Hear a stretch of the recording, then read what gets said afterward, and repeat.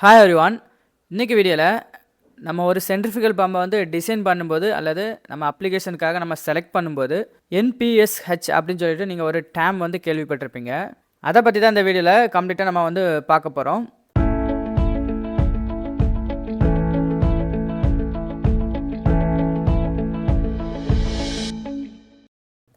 நம்ம வீடியோட கண்டென்ட் என்னென்னு பார்த்தீங்க அப்படின்னா, what is net positive section head, அதுக்கப்புறமா நெட் பாசிட்டிவ் செக்ஷன் ஹெட் அவைலபிளாக என்ன, நெட் பாசிட்டிவ் செக்ஷன் ஹெட் ரெக்யூர்னா என்ன, net positive section head available வந்து எப்படி கால்குலேட் பண்ணுவோம், ப்ராக்டிக்கலாக ஒரு எக்ஸாம்பிளோட நான் வந்து உங்களுக்கு சொல்லித்தர போகிறேன். அதனால் இந்த வீடியோ வந்து ஃபுல்லாக பாருங்கள், உங்களுக்கு ரொம்ப யூஸ்ஃபுல்லாக இருக்கும். நீங்கள் ஒரு மெக்கானிக்கல் இன்ஜினியராக இருந்து உங்கள் பிளான்ட்டுக்கு வந்து ஒரு சென்ட்ரிஃபிகல் பம்ப் வந்து செலக்ட் பண்ணுறீங்க அப்படின்னா இந்த நெட் பாசிட்டிவ் செக்ஷன் ஹெட்டுங்கிறது ரொம்ப ரொம்ப முக்கியம். ஸோ இந்த கால்குலேஷன் வந்து உங்களுக்கு கண்டிப்பாக தெரிஞ்சு வச்சுருக்கணும். இந்த கால்குலேஷன் வந்து நிறைய இன்டர்வியூஸில் வந்து கேட்பாங்க. அதுக்கப்புறமா அந்த நெட் பாசிட்டிவ் செக்ஷன் ஹெட்னா என்னென்னு கேட்பாங்க, அவைலபிளாக என்னென்னு கேட்பாங்க, நெட் பாசிட்டிவ் செக்ஷன் ஹெட் ரெக்யூர்னா என்னென்னு கேட்பாங்க. ஸோ இதெல்லாம் வந்து கண்டிப்பாக கேட்பாங்க. ஸோ இந்த வீடியோ வந்து ஃபுல்லாக பாருங்கள், உங்களுக்கு வந்து ரொம்ப யூஸ்ஃபுல்லாக இருக்கும். அதே மாதிரி நம்ம சேனலை வந்து சப்ஸ்கிரைப் பண்ணிவிட்டு வீடியோ பாருங்கள். நிறைய பேர் நம்ம வீடியோ பார்க்குறீங்க, ஆனால் சப்ஸ்கிரைப் பண்ணாமல் பார்க்குறீங்க. அதனால் சப்ஸ்கிரைப் பண்ணிட்டு பாருங்கள், உங்களுக்கு வந்து யூஸ்ஃபுல்லாக இருக்கும். அடுத்ததாக நெட் பாசிட்டிவ் செக்ஷன் ஹெட்னா என்ன, அது ஏன் ரொம்ப முக்கியம் அப்படின்னு சொல்லிட்டு பார்க்கலாம். ஸோ நெட் பாசிட்டிவ் செக்ஷன் ஹெட்டுங்கிறது pressure available at the pump section above the liquid vapour pressure. இங்கே வந்து நம்ம ஒரு பம்ப் வந்து கொடுத்துருக்கோம். இதில் நம்ம யூஸ் பண்ணக்கூடிய லிக்யூட் வந்து வாட்டராக இருக்கலாம் அல்லது வேறு ஏதாவது ஃப்ளூயிடாக இருக்கலாம். எக்ஸாம்பிளுக்கு நம்ம இங்கே வந்து வாட்டரே வந்து கன்சிடர் பண்ணி நம்ம எக்ஸ்பிளைன் பண்ணலாம். ஸோ இங்கே இருக்கக்கூடிய லிக்யூடோட வேப்பர் ப்ரெஷரை விட அதிகமாக அதுக்கு மேலே வந்து எவ்வளோ சக்ஷன் ப்ரெஷர் இருக்குதுன்னு சொல்லிட்டு கால்குலேட் பண்ணுறது தான் இந்த net positive section head. So இது எதுக்கு நம்ம கால்குலேட் பண்ணணும், ஏன் இது ரொம்ப முக்கியம் அப்படின்னு பார்த்தீங்க அப்படின்னா, இந்த பம்பில் இதான் வந்து செக்ஷனு, இது வந்து டிஸ்சார்ஜ், இது வந்து நமக்கு இம்பலர். சரியா? ஸோ இது வந்து நம்ம இம்பலர் ஐன்னு சொல்லுவோம். லிக்யூட் வந்து இங்கே என்ட்ரு ஆகும்போது என்ன ஆகும் அப்படின்னா, இந்த இம்பலர் ரொட்டேட் ஆகிறனால இங்கே வந்து வெலாசிட்டி வந்து இன்க்ரீஸ் ஆகும். வெலாசிட்டி இன்க்ரீஸ் ஆகிறனால இந்த இடத்துல ப்ரெஷரை வந்து டிக்ரீஸ் ஆகும். அதாவது இந்த இம்பலர் வந்து இதில் வரக்கூடிய வாட்டர் அவ்வளோத்தையும் வெளியே நோக்கி வந்து தள்ளும். சரியா? அதில் வந்து வேன்ஸ் கொடுத்துருப்பாங்க. அந்த வேன்ஸ் மூலமாக அதை வந்து வெளியே நோக்கி தள்ளும். வெளியே நோக்கி தள்ளுறதுனால தான் நமக்கு வந்து இங்கே வந்து டிஸ்சார்ஜ் ப்ரெஷர் வந்து இன்க்ரீஸ் ஆகி நமக்கு அவுட்புட் வந்து கிடைக்குது. அதாவது டிஸ்சார்ஜ் லைனில் நமக்கு எவ்வளோ ப்ரெஷர் வேணுமோ, எவ்வளோ ஃப்ளோ வேணுமோ அவ்வளோ கிடைக்குது. அந்த மாதிரி இது வந்து கண்டினியூஸாக தள்ளிட்டு இருக்கனால இந்த இடத்துல வந்து நமக்கு வந்து ஒரு லோ ப்ரெஷர் வந்து க்ரியேட் ஆகும். ஸோ இந்த பெர்னாலியஸ் ஈக்குவேஷன் படி பார்த்தீங்க அப்படின்னா, வெலாசிட்டி வந்து இன்க்ரீஸ் ஆகும்போது ப்ரெஷர் வந்து டிக்ரீஸ் ஆகும். லோ ப்ரெஷர் க்ரியேட் ஆகும்போது அந்த லோ ப்ரெஷர் வந்து இந்த லிக்யூட் வேப்பர் ப்ரெஷர் ரீஜனை வந்து ரீச் ஆகும்போதோ இல்லை அதுக்கு கீழே போகும்போதோ நமக்கு என்ன நடக்குது அப்படின்னா, வேப்பர் பபுள்ஸ் வந்து ஃபார்ம் ஆகும். இந்த வேப்பர் பபுள்ஸ் வந்து நம்ம இம்பலரில் வந்து ஹை ப்ரெஷரில் வந்து மோதும். அப்படி மோதும்போது என்னாகும் அப்படின்னா, இந்த இம்பலர் கொஞ்சம் கொஞ்சமாக டேமேஜ் ஆக ஆரம்பிக்கும். இப்படி கண்டினியூவாக அந்த பம்பு ரன் ஆகிட்டு இருக்கும்போது நம்ம பம்போட பர்ஃபார்மன்ஸ் கம்மியாகும். அப்புறம் நமக்கு வந்து இதில் வந்து நாய்ஸ் கேட்கும், வைப்ரேஷன் ஆகும், சீல் ஃபெயிலியர் ஆகும், பேரிங் டேமேஜ் ஆகும். அப்புறம் இதோட கெப்பாசிட்டி, எஃபிஷியன்சி எல்லாமே கம்மியாகும். சரி, இதுதான் வந்து பெரிய ப்ராப்ளம் இந்த சென்ட்ரிஃபிகல் பம்பில். ஸோ அதை வந்து நம்ம கால்குலேட் பண்ணி கரெக்டாக வந்து நம்ம பம்பு வந்து செலக்ட் பண்ணணும். சரியா? இப்போ உங்களுக்கு வந்து ஒரு டவுட் இருக்கும், இங்கே லோ ப்ரெஷர் க்ரியேட் ஆகிறனால பபுள்ஸ் வந்து எப்படி ஃபார்ம் ஆகுது அப்படின்னு சொல்லிட்டு உங்களுக்கு ஒரு டவுட் இருக்கும். அதுக்கு நம்ம இங்கே வந்து வாட்டர் தான் வந்து யூஸ் பண்ணுறோம். அதனால் வாட்டரோட பாய்லிங் கான்செப்ட் தெரியணும், அதே மாதிரி அதோட வேப்பர் ப்ரெஷரும் நமக்கு வந்து தெரியணும். ஸோ அதை வந்து பார்க்கலாம். இந்த வீடியோவில் எக்ஸாம்பிளுக்கு நான் வாட்டரை வச்சு தான் உங்களுக்கு வந்து எக்ஸ்பிளைன் பண்ண போகிறேன். இப்போ நீங்கள் வந்து ஒரு பம்பு வந்து ஒர்க் பண்ண போகிறீங்க அப்படின்னா, அந்த பம்பு வந்து எந்த லிக்யூடை ஹேண்டில் பண்ணுதோ அந்த லிக்விடோட வேப்பர் ப்ரெஷர் என்ன, அந்த லிக்விடோட டெம்பரேச்சர் என்ன அப்படின்னு சொல்லிட்டு நீங்கள் வந்து கண்டிப்பாக பார்க்கணும். இந்த ப்ரெஷரை பொறுத்து இந்த வேப்பர் ப்ரெஷரும் வந்து நமக்கு வந்து இன்க்ரீஸ் டிக்ரீஸ் இந்த மாதிரி ஆகும். சரியா? ஸோ வாட்டரோட பாய்லிங் கான்செப்டை பற்றி பார்க்கலாம். ஸோ சி லெவலில், அதாவது நம்ம இப்போ இருக்கல இந்த சி லெவலில் பார்த்திங்க அப்படின்னா ப்ரெஷர் வந்து 1.013 பார் வந்து இருக்கும். நம்ம வந்து நார்மலாக 1 பார் சொல்லுவோம். இந்த 1 பார் ப்ரெஷரில் இந்த வாட்டரோட பாய்லிங் பாயிண்ட் பார்த்திங்க அப்படின்னா 100 டிகிரி செல்சியஸ். நம்ம வீட்டில் வந்து தண்ணியை வந்து கொதிக்க வைக்கிறோம் அப்படின்னா 100 டிகிரி செல்சியஸ் வந்து சூடுபடுத்தினாலே போதும், அது வந்து கொதிச்சிரும். கொதிக்கும் போது நீங்கள் பார்த்தீங்க அப்படின்னா அதில் வந்து பபுள்ஸ் வந்து ஃபார்ம் ஆகும். இதை வந்து ஞாபகம் வச்சுக்கோங்க, பபுள்ஸ் வந்து ஃபார்ம் ஆகும். அதுக்கப்புறமா இதே தண்ணியை நம்ம ஒரு மலைக்கு மேலே உச்சியில் கொண்டு போயிட்டு நம்ம வந்து கொதிக்க வைக்கிறோம் அப்படின்னா அதோட பாய்லிங் பாயிண்ட் வந்து 93 டிகிரி செல்சியஸ். ஸோ மவுண்டனுக்கு மேலே வந்து ப்ரெஷர் வந்து நமக்கு எவ்வளோ இருக்குது, 0.80 பார் இருக்குது. சரியா? ஸோ 0.80 பாரில் நமக்கு boiling point 93 degree Celsius. Pressure வந்து கம்மியாகும்போது அதோட பாயிலிங் டெம்பரேச்சரும் வந்து நமக்கு கம்மியாகுது. அப்போ இங்கே வந்து நம்ம வந்து ஒரு சார்ட் கொடுத்துருக்கோம். இந்த சார்ட்டில் பார்த்தீங்க அப்படின்னா 0.80 பாரில் வந்து 93 டிகிரி செல்சியஸ் சொன்னோம். 0.50 பாரில் பார்த்தீங்க அப்படின்னா 81 டிகிரி செல்சியஸ் இருந்தாலே போதும். 0.20 பார் பார்த்தோம் அப்படின்னா 60 டிகிரி செல்சியஸ் இருந்தாலே போதும். 0.10 பாரில் பார்த்தீங்க அப்படின்னா 45 டிகிரி செல்சியஸ் இருந்தாலே போதும். இப்போ உங்களுக்கு புரிஞ்சிருக்கும், இந்த பம்போட இம்பலர் ஐயில் வந்து நமக்கு இந்த ப்ரெஷர் வந்து லிக்விடோட வேப்பர் ப்ரெஷரோட கம்மியாகும்போது இந்த மாதிரி நமக்கு வந்து பபுள்ஸ் வந்து ஏற்படும். அந்த பபுள்ஸ் வந்து நம்ம இம்பலரில் வந்து ஹிட் ஆகும். இதை தான் வந்து நம்ம வந்து கேவிடேஷன் சொல்லுவோம். எக்ஸாம்பிளுக்கு நம்ம இந்த பம்பில் கொடுக்கக்கூடிய வாட்டரோட டெம்பரேச்சர் வந்து 45 டிகிரி செல்சியஸ். சரியா? நார்மலாக இந்த பம்புக்குள்ளே ப்ரெஷர் வந்து நமக்கு வந்து 0.20 பார் இருக்குது அப்படின்னு வச்சுக்கலாம். இப்போ வந்து இந்த இம்பலர் ஐயில் வந்து ப்ரெஷர் வந்து கம்மியாகுது. ப்ரெஷர் கம்மியாகும்போது அது வந்து 0.10 பாரை வந்து ரீச் ஆகுது. அப்போ என்ன நடக்கும்? இந்த இடத்துல வேப்பர் பபுள்ஸ் வந்து ஃபார்ம் ஆகும். சரியா? இதுதான் இதோட கான்செப்ட்டு. இந்த நெட் பாசிட்டிவ் செக்ஷன் ஹெட்டில் வந்து 2 டேம் இருக்குது. ஒன்று பார்த்தீங்க அப்படின்னா NPSH அவைலபிள், என்னென்னு வந்து NPSH ரெக்யர்ட். இதில் இந்த NPSH அவைலபிள் வந்து நம்ம வந்து கால்குலேட் பண்ணணும் அஸ் அ மெக்கானிக்கல் இன்ஜினியராக, அல்லது அந்த கம்பெனியில் இருக்கக்கூடிய ப்ராசஸ் இன்ஜினியர் வந்து கால்குலேட் பண்ணாங்க. இது வந்து பம்போட செக்ஷன் லைனில் இருக்கக்கூடிய டேங்கு, அப்புறம் டேங்கில் இருந்து வரக்கூடிய பைப்லைன்ஸு, பைப்பில் இருக்கக்கூடிய ஃபிட்டிங்ஸு, லிக்விடோட வேப்பர் ப்ரஷ்ஷு, இதெல்லாம் வச்சு கால்குலேட் பண்ணணும். ஸோ இது எப்படி கால்குலேட் பண்ணலான்னு சொல்லிட்டு டீட்டெயில் நம்ம வந்து பார்க்கலாம்.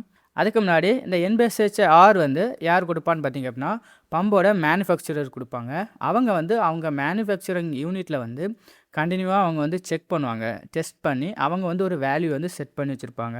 அவங்களோட பம்பு வந்து வேப்பர் ப்ரெஷரை ரீச் ஆகாமல் கண்டினியூவாக சேஃபாக ரன் ஆகணும் அப்படின்னா அந்த வேல்யூ தான் மினிமம் வேல்யூ. அதுக்கு மேலே வந்து நம்மளோட NPSH அவைலபிள் வந்து இருக்கணும். சரியா? ஸோ இந்த NPSH வந்து பம்போட மேனுஃபேக்சர் வந்து கொடுப்பாங்க. இந்த net positive section head available வந்து நம்ம கால்குலேட் பண்ண போகிறோம். கால்குலேட் பண்ணுறதுக்கு முன்னாடி அதோட ஃபார்முலாவை ஃபுல்லாக வந்து நம்ம பார்த்துடலாம். ஸோ ஃபார்முலா பார்த்தீங்க அப்படின்னா PS5ρg. பிஎஸ்ங்கிறது வந்து pressure acting on liquid surface. இதை வந்து நம்ம சர்ஃபேஸ் ப்ரெஷர்னு சொல்லுவோம். அடுத்தால ப்ளஸ் HS, இது வந்து நமக்கு ஸ்டாட்டிக் ஹெட்டு. அப்புறமா -HF, இது வந்து நமக்கு வந்து ஃப்ரிக்ஷன் லாஸு. அப்புறம் -PV/ρg. PVங்கிறது வந்து நமக்கு வேப்பர் ப்ரெஷர். அதுக்கப்புறம் ரோ உங்களுக்கு தெரியும் டென்சிட்டி, G வந்து நமக்கு ஆக்சலரேஷன் டியூ டு கிராவிட்டி. இந்த NPSH அவைலபிள் கால்குலேட் பண்ணுறது வந்து நம்ம எந்த யூனிட்டில் கால்குலேட் பண்ணுவோம்னு பார்த்திங்க அப்படின்னா மீட்டரில் தான் கால்குலேட் பண்ணுவோம். நம்ம பம்பை பொறுத்த அளவுக்கு இந்த டிஸ்சார்ஜுமே நம்ம வந்து மீட்டரில் தான் சொல்லுவோம். சரியா?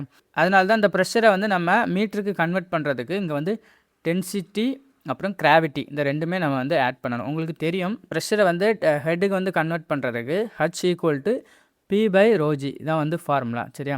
அதனால தான் நம்ம இங்கே வந்து டென்சிட்டி அப்புறம் கிராவிட்டி வந்து நம்ம ஆட் பண்ணியிருக்கோம்.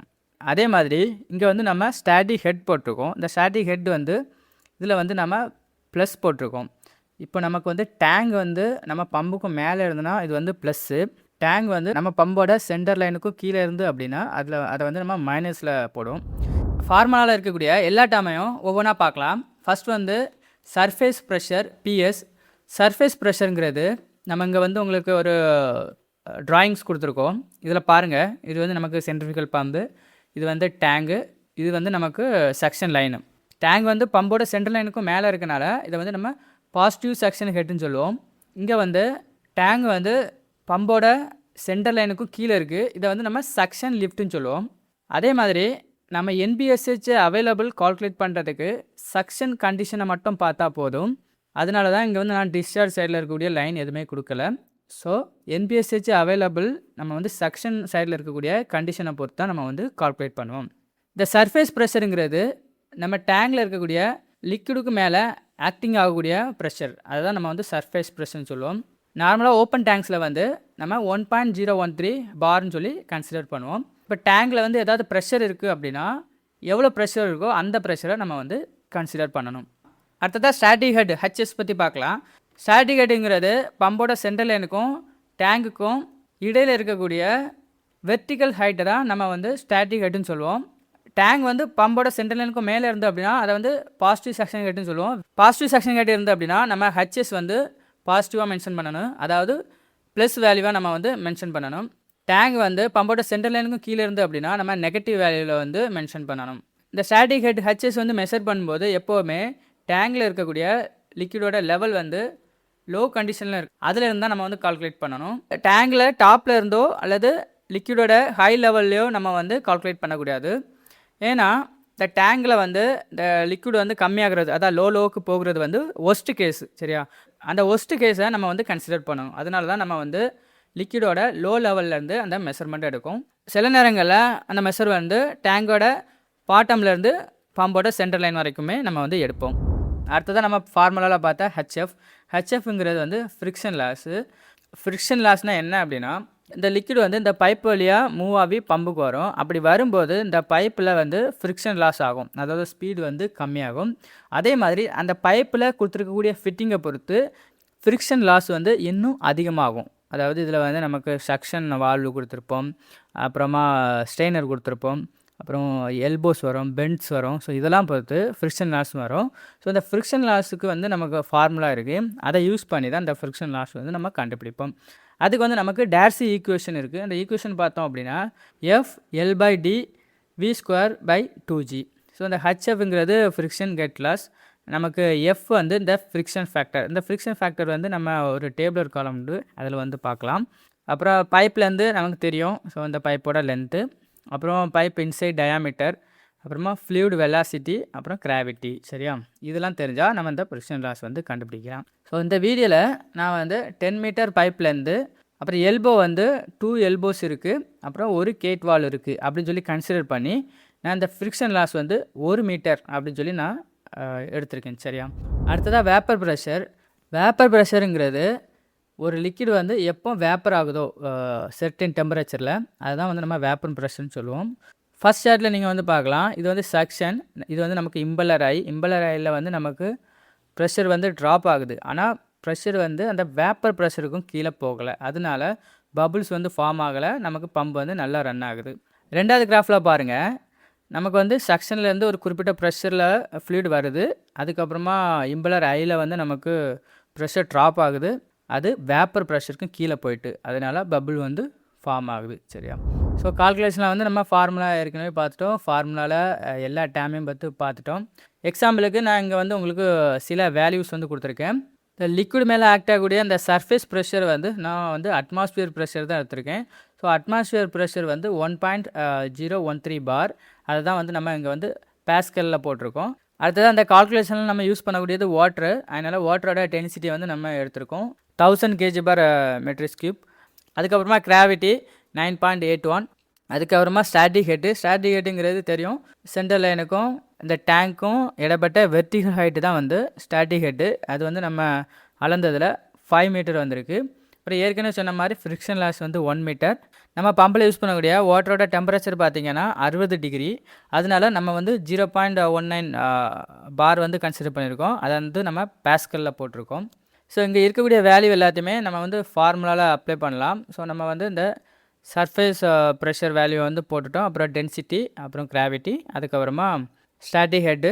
இது வந்து ஸ்டாட்டிக் ஹெட் வந்து நமக்கு ப்ளஸில் இருக்குது, அதனால் நம்ம ப்ளஸ் மென்ஷன் பண்ணியிருக்கோம். அதுக்கப்புறமா ஃப்ரிக்ஷன் லாஸ் வந்து 1 மீட்டர், அதை மென்ஷன் பண்ணியிருக்கோம். அப்புறமா வேப்பர் ப்ரெஷர் வந்து நம்ம மென்ஷன் பண்ணியிருக்கோம். நம்ம வேல்யூ போட்டு கால்குலேட் பண்ணல வந்துருக்கிறது என்னென்னு பார்த்திங்க அப்படின்னா 12.33 மீட்டர்ஸ். இப்படி தான் வந்து NBSH அவைலபிள் வந்து கால்குலேட் பண்ணணும். நெக்ஸ்ட் வந்து இந்த வேல்யூவை எப்படி நம்ம பம்ப் மேனுஃபேக்சர் தரக்கூடிய வேல்யூ கூட கம்பேர் பண்ணி பார்க்கணும் அப்படின்னு சொல்லிட்டு பார்க்கலாம். இப்போ நம்ம கால்குலேட் பண்ண வேல்யூ வந்து 12.33 mm. வெண்டர் கொடுத்த டெக்னிக்கல் ஆஃபரில் வந்து நமக்கு அவங்க வந்து மினிமமாக வந்து எங்களுக்கு 8 mm வேணும் அப்படின்னு சொல்லியிருக்காங்க. ஆனால் நம்மக்கிட்ட 12.33 mm இருக்குது. இதை விட நமக்கு வந்து 4.33 mm வந்து அதிகமாக தான் இருக்குது. அப்படின்னா நம்ம பம்ப் வந்து சேஃபாக வந்து ஒர்க் ஆகும்.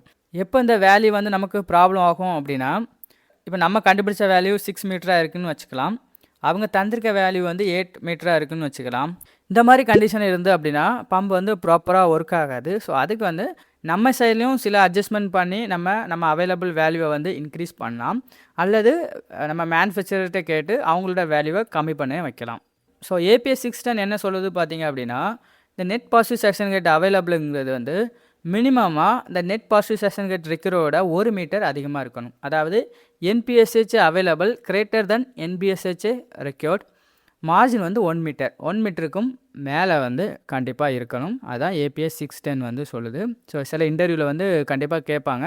இந்த வீடியோ வந்து உங்களுக்கு யூஸ்ஃபுல்லாக இருக்கும்னு நினைக்கிறேன். ஸோ யாராவது உங்கள் ஃப்ரெண்ட்ஸ் மெக்கானிக்கல் இன்ஜினியர்ஸ் இருந்தாங்க அப்படின்னா அவங்களுக்கு இதை வந்து ஷேர் பண்ணுங்கள். தேங்க்ஸ் ஃபார் வாட்சிங்.